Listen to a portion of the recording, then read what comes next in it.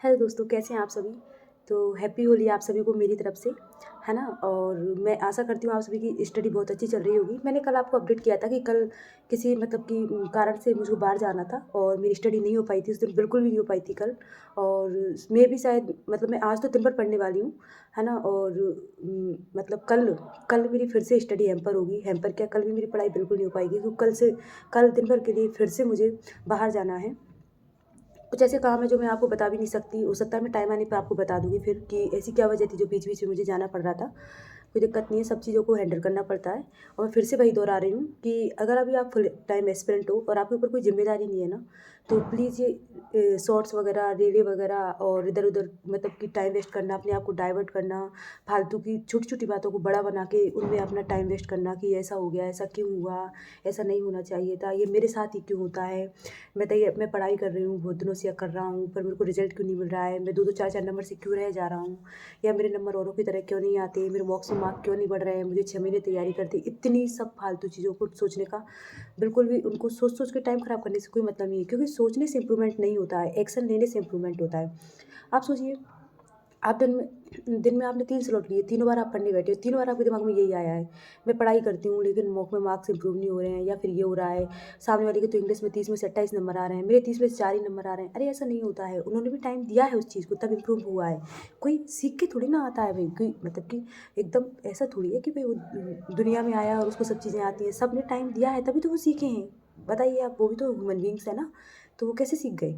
ठीक है, तो इतना हमें अपने आप से समझना चाहिए कि हम जिस चीज़ को टाइम देंगे वही रिफ्लेक्ट होगी, है ना। तो अगर आप किसी चीज़ में कमज़ोर हैं, जैसे आप कैलकुलेशन में कमज़ोर हो तो कैलकुलेशन को टाइम दीजिए। पजल में स्पीड नहीं आ रही है तो बनाइए ना, पजल बनाइए, आप 100 पजल बनाइए, 200 पजल बनाइए, जब तक स्पीड नहीं आए। देखो, कंपटीशन में जैसे इतना लेवल है तो आप इतने पे आ जाओगे, इतने पे आ जाओगे, उसके बाद ये सिलेक्शन वाला जो लेवल है वो ये है, तो आप इतने पर आओगे तभी होगा आपका। अगर आप इतने पर रहोगे तो नहीं होगा आपका, है ना। और इस लेवल पे आने के लिए जैसे प्री की पजल अगर 1.5 से 2 मिनट में बनती है और अगर आपकी नहीं बन पा रही है तो इसका मतलब ये नहीं है कि एग्ज़ाम टफ है या कॉम्पिटिशन ज़्यादा हो। इसका मतलब ये है कि बच्चे जितना कर रहे हैं आप उस लेवल पर अभी नहीं आए हैं, और अगर आपको सिलेक्शन चाहिए उस जगह पे आना पड़ेगा आपको उस लेवल पे, है ना। तो आपको तब तक प्रैक्टिस करनी पड़ेगी, अब जब तक आप 1.5 मिनट की रेंज में नहीं आ जाओगे। अगर औरों की प्री की पजल आरआरबी क्लर्क प्रीलिम्स की पजल अगर 1.5 मिनट में बन रही है और अगर आपकी नहीं बन रही है तो आप उनको मतलब उतनी प्रैक्टिस आपने नहीं की, जितना टाइम इन बच्चों ने दिया है आपको उतना टाइम नहीं दिया है, तो आपको देना पड़ेगा। बस सीधी सी बात है, जहाँ पे आप लैग कर रहे हो आपको वहाँ पे ज़्यादा टाइम इन्वेस्ट करना पड़ेगा, प्रैक्टिस करनी पड़ेगी, है ना।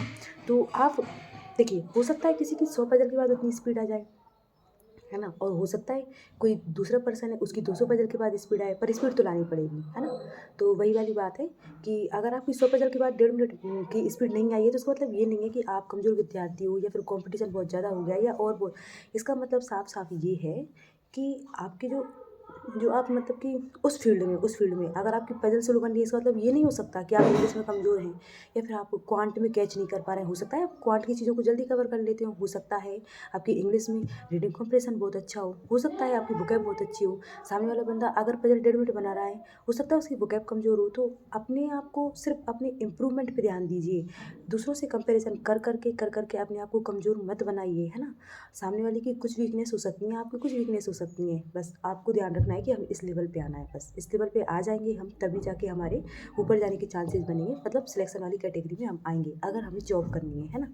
वरना तो किस्सा ही ख़त्म हो जाता है। ये मैं इसलिए समझा रही थी क्योंकि दिन ब दिन मतलब यूथ के लिए यूथ बहुत ज़्यादा डिस्ट्रैक्ट होता है। यही टाइम हमारा करियर बनाने का होता है, यही टाइम हमारा पढ़ने का होता है। इसी टाइम में हमको डिसिप्लिन रखना होता है, कंसिस्टेंसी रखनी होती है, फोकस रखना होता है। और इसी टाइम में सबसे ज़्यादा डाइवर्ट होते हैं तो हम होते हैं, छोटी-छोटी बातों पर परेशान होते हैं तो हम ही होते हैं। हमको ऐसा लगता है कि अगर हमने ये नहीं किया तो कुछ भी नहीं होगा, ऐसा नहीं है। अभी हमारा काम तैयारी करने का है, हमें अपॉर्चुनिटी मिली है तो अच्छे से पढ़िए, अपने आप को इम्प्रूव कीजिए, इस लेवल तक लाइए, बिना दिमाग लगाए लाइए। अगर आप पजल 1.5 मिनट में नहीं बना पा रहे हैं तो 100 की बजाय 200 लगाइए, 300 लगाइए, 400 लगाइए और 500 लगाइए। एक दिन में 100 लगा सकते हैं, 5 दिन में 500 लगाइए, क्या हो गया, क्या हुआ। ठीक है, तो आई होप मैं जो समझाना चाह रही हूँ वो समझ गए होंगे आप, और दिन का बढ़िया से यूटिलाइजेशन कीजिए। और हमेशा की तरह मैं आपको अपडेट कर देती हूँ आज, है ना। देखिए, मैं भी कल नहीं पढ़ पाई थी, मेरी फैमिली फंक्शन था, 10-12 दिन मेरे भी गए हैं उसमें। इसका मतलब ये थोड़ी है यार कि मेरे साथ ही क्यों हो रहा है, नहीं। इसका मतलब ये है कि समय के साथ ना चैलेंजेस भी आते हैं, अनएक्सपेक्टेड चैलेंजेस भी आते हैं, जिम्मेदारियाँ भी आती हैं, तो उन्हें हैंडल कीजिए, उन्हें सँभालिए और जो आपका उद्देश्य है ना उसे भूलिए मत। आपको जो करना है ना, आपको सारे काम करके छोटे-छोटे जो बीच में जो काम आते हैं ना, ऑब्स्टेकल्स जो आते हैं, कहीं हम जाते हैं, किसी जर्नी पे जाते हैं तो बीच में पत्थर आते हैं, इसका मतलब ये नहीं है कि हम वहाँ से मुड़ जाते हैं वापस।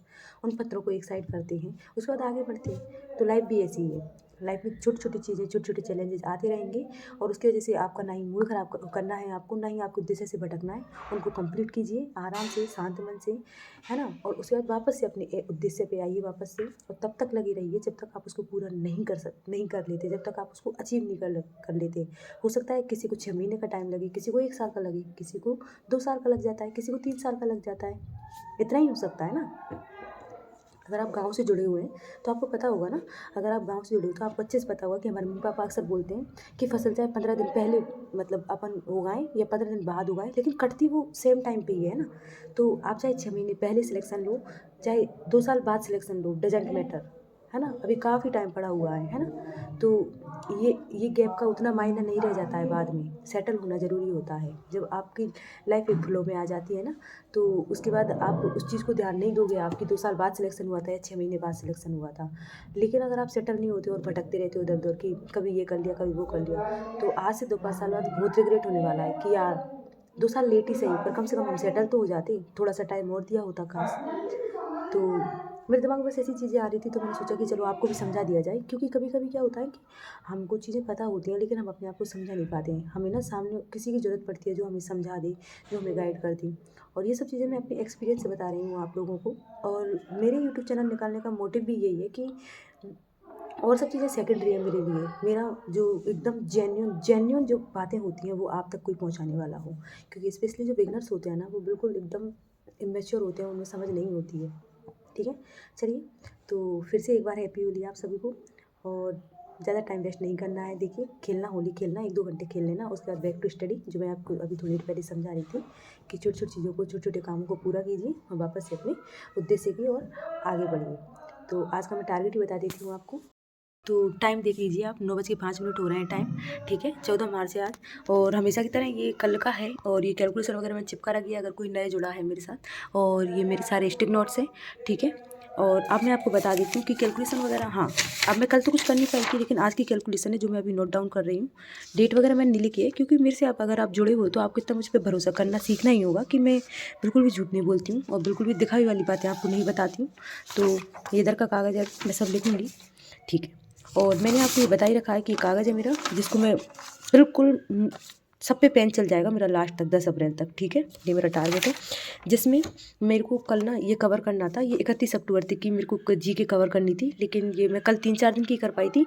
लेकिन आज मेरा टारगेट है एनी हाउ कंडीशन मुझे 10 अप्रैल तक की, सॉरी 10 नवंबर तक की जो जीके की वीडियोज़ है ना गौरव गर्ग सर की, वो कवर करनी है ना? चाहे कैसे भी करूँ, चाहे मुझे कितना भी टाइम हो जाए, ठीक है? आज के मैं टारगेट्स बता देती हूँ आपको। तो जो मेरे 12 मार्च के टारगेट्स है उसमें कैलकुलेशन, एडिटोरियल, प्री का मॉक लगा लिया था मैंने। लेकिन एक बात बता दूँ, प्रीलिम्स के मॉक मैंने इंग्लिश का और रीजनिंग का एनालिसिस कर लिया था। अभी मेरा क्वांट का बचा हुआ है, वो मैं आज करूँगी, है ना? उसके बाद इंग्लिश की क्लास 1 लगाई थी, मुझे 2 लगानी थी बट 1 ही हो पाएगी। क्वांट पेड की क्लास 1 लगानी थी, मैंने 1 लगा ली थी। रीजनिंग, मैथ्स, इंग्लिश सेक्शनल रह गया। जीके मैंने 3-4 नहीं, उस दिन तो मैंने जीके 11 दिन की थी, 12 मार्च को, ठीक है? ओके, ये आज का टारगेट है मेरा। कैलकुलेशन में कर रही हूँ, एडिटोरियल कर दूँगी, प्री का मॉक लगा लूँगी, क्वांट की पेड क्लास करूँगी एक, और जीके मैंने आपको बता ही दिया। आज मैं 10 नवंबर तक की जीके करने वाली हूँ। अगर आप बिगनर्स हैं तो प्लीज़ मेरे चैनल को सब्सक्राइब कर देना, आपको कुछ ना कुछ ज़रूर नया सीखने को मिलेगा, है ना? और दोस्तों, अगर आपकी कोई भी क्वेरी है एग्ज़ाम से रिलेटेड, तो आप कमेंट सेक्शन में ड्रॉप कर देना, मैं नेक्स्ट वीडियो में उसे ज़रूर कवर करूँगी। Thank you.